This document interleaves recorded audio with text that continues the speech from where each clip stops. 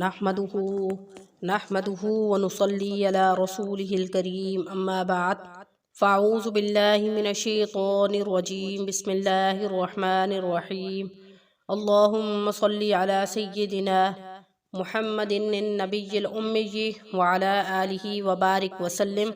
شروع اللہ کے نام سے جو بڑا مہربان اور نہایت رحم کرنے والا ہے۔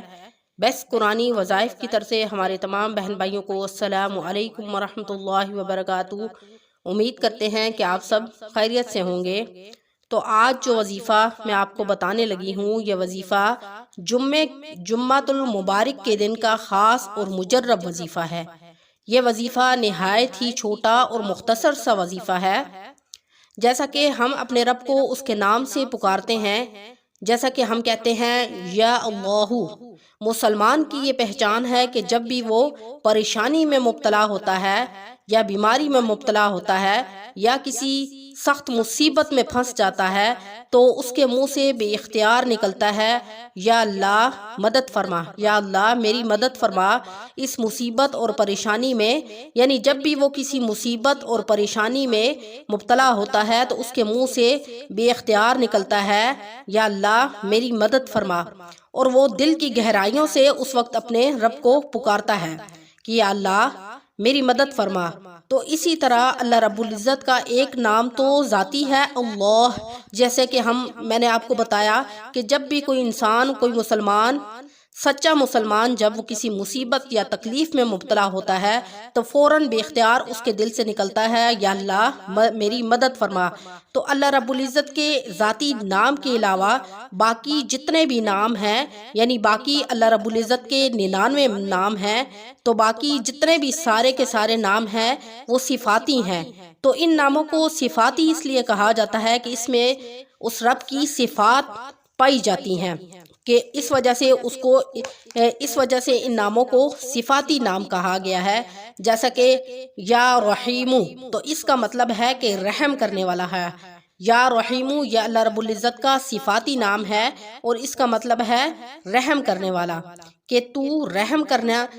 کرنے والا ہے، اور رحم کرنا اس ذات کی صفت ہے کہ وہ اپنے بندوں پر رحم کرتا ہے اور ان پر اس کی استطاعت سے بقدر کبھی بھی ان کو مصیبت میں مبتلا نہیں کرتا یا ان کو اس کی استطاعت سے بڑھ کر ان پر بوجھ نہیں ڈالتا۔ تو یہ جو وظیفہ میں آپ کو بتانے لگی ہوں، یہ وظیفہ آپ نے خاص طور پر جمعہ کے دن اور رات کو کرنا ہے۔ تو جمعہ کے دن یعنی عشاء کی نماز ادا کرنے کے بعد، یعنی جمعہ کا دن جب جمعہ کی رات ہوگی تو جمعہ کی رات کو آپ نے عشاء کی نماز ادا کرنے کے بعد اس وظیفے کو کرنا ہے۔ اور اس وظیفے کا جو وقت ہے وہ جمعۃ المبارک کی رات یعنی نماز عشاء سے لے کر فجر، اگلے دن کی فجر تک اس وظیفے کا ٹائم ہے۔ یعنی آپ جمعۃ المبارک کی عشاء کی نماز ادا کرنے کے بعد سے لے کر فجر کی نماز تک اس وظیفے کو کر سکتے ہیں۔ اور آپ نے اس وظیفے کو کس طرح کرنا ہے؟ جب آپ عشاء کی نماز ادا کر لیں تو عشاء کی نماز ادا کرنے کے بعد، جیسا کہ میں نے آپ کو پہلے بھی بتایا ہے کہ فجر کی نماز تک اس وظیفے کا ٹائم ہے، لیکن کرنا آپ نے یہ ہے کہ آپ نے اس وظیفے کو جمعہ کی عشاء کی نماز کے بعد ہی کر لیں، یہ آپ کے لیے زیادہ آسانی ہے۔ تو آپ نے جمعہ کی عشاء کی نماز ادا کرنے کے بعد 2 رکعت صلاۃ الحاجت ادا کرنی ہے، اور اس کے بعد آپ نے وہ جو آپ نے 2 نفل پڑھنے ہیں اس میں سورۃ فاتحہ پڑھنے کے بعد سورۃ اخلاص آپ نے دونوں رکعتوں میں 11 مرتبہ پڑھنی ہے، اور صلاۃ الحاجت کے یہ نفل ادا کرنے کے بعد فوراً آپ نے سجدے میں چلے جانا ہے، اور سجدے میں اللہ رب العزت کا یہ صفاتی نام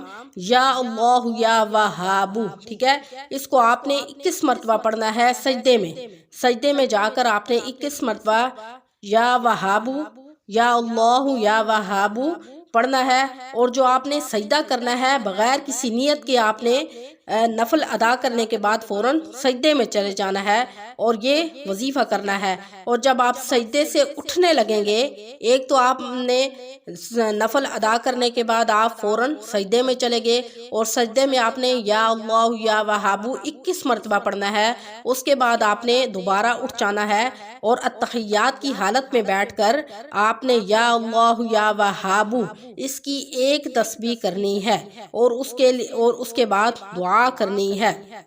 اور دعا کرنے سے پہلے آپ نے ہر حال میں 3 مرتبہ درود ابراہیمی پڑھنا ہے۔ اس کے بعد سورۃ فاتحہ پڑھنی ہے۔ سورۃ فاتحہ اس لیے پڑھنی شرط ہے کیونکہ اس میں اللہ رب العزت کی تعریف بیان کی گئی ہے، اور درود پاک کا جو بتایا گیا ہے وہ اس لیے کہ جمعۃ المبارک کا دن جو ہوتا ہے اس میں خاص طور پر فرشتے اللہ کے حضور درود پاک لے کر حاضر ہوتے ہیں اور وہ فرماتے ہیں کہ فلاں بندہ جو ہے وہ آپ صلی اللہ علیہ وسلم پر درود بھیج رہا تھا۔ تو اس وسیلے سے جب ہم یہ وظیفے کے شروع میں اس درود پاک کو پڑھیں گے تو یہ جمعے کے دن ہمارا درود پاک پڑھنا ڈبل فائدہ مند ہو جائے گا۔ تو ہم نے وظیفہ شروع کرنے سے پہلے، دعا مانگنے سے پہلے ہم نے 3 مرتبہ اول اور آخر، یعنی جب ہم دعا شروع کریں گے تب بھی اور جب دعا مکمل ہونے لگی تب بھی ہم نے 3 مرتبہ درود ابراہیمی پڑھنا ہے۔ اور دعا کرنے کی شرط یہ ہے کہ ہم نے سورۃ فاتحہ پوری پڑھنی ہے۔ سورۃ فاتحہ اس لیے شرط لگائی گئی ہے سورۃ فاتحہ کی کہ اس میں اللہ رب العزت کی تعریف بیان کی گئی ہے کہ ہم مسلمان ہونے کے ناطے اس کی تعریفات کو بیان کرتے ہیں کہ یا اللہ ہم ان چیزوں کے محتاج ہیں، کہ جیسے الحمدللہ تمام تعریفیں اللہ ہی کے لیے ہیں، رب العالمین جو تمام جہانوں کا پالنے والا ہے، ہم ان ساری باتوں کا اقرار کرتے ہیں، ٹھیک ہے۔ الرحمن الرحیم، الرحمن بڑا مہربان، الرحیم نہایت رحم کرنے والا ہے، مالکی مالک ہے یوم الدین روز محشر کا، روز قیامت کا،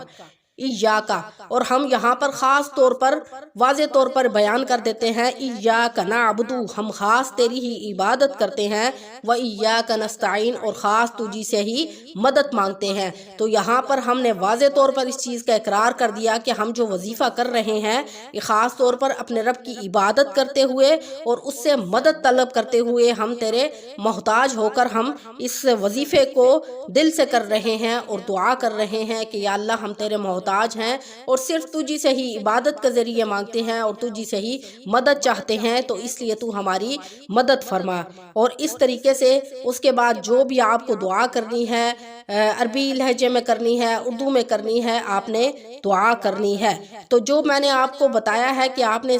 2 رکعت صلاۃ الحاجت ادا کرنے ہیں، اس کے بعد 21 مرتبہ، اور صلاۃ الحاجت کے جو نفل ہیں اس کی ترتیب بھی میں نے آپ کو بتا دی ہے کہ آپ نے سورۃ فاتحہ پڑھنے کے بعد 11 مرتبہ سورۃ اخلاص پڑھنی ہے، اور اس کے بعد نفل ادا کرنے کے بعد آپ نے فوراً سجدے میں چلے جانا ہے اور سجدے میں جا کر 21 مرتبہ یا اللہ یا وہابو پڑھنا ہے۔ اور جب آپ دوبارہ سجدے سے اٹھیں گے تو اسی جگہ پر بیٹھ کر ایک تسبیح یا اللہ یا وہابو اس کی کرنی ہے اور اس کے بعد دعا کرنی ہے۔ اور دعا کرنے کے لیے شرط یہ ہے کہ 3 مرتبہ آپ نے اول اور آخر درود ابراہیمی پڑھنا ہے، اور اس کے بعد آپ نے سورۃ فاتحہ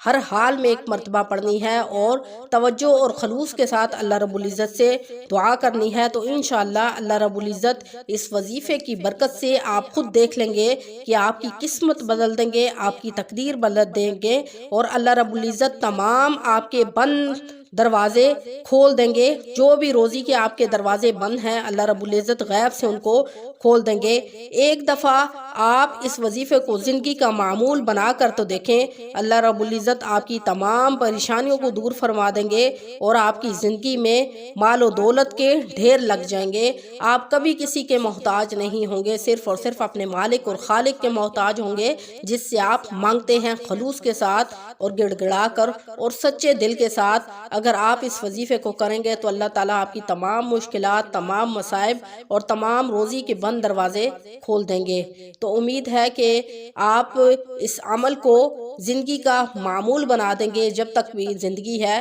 یعنی ہر جمعۃ المبارک کے دن آپ نے اس عمل کو خصوصی طور پر کرنا ہے۔ اللہ رب العزت سے دعا ہے کہ اللہ رب العزت آپ کو اور مجھے اس پر عمل کرنے کی توفیق عطا فرمائے۔ وآخر دعوانا ان الحمد للہ رب العالمین۔ السلام علیکم ورحمۃ اللہ وبرکاتہ۔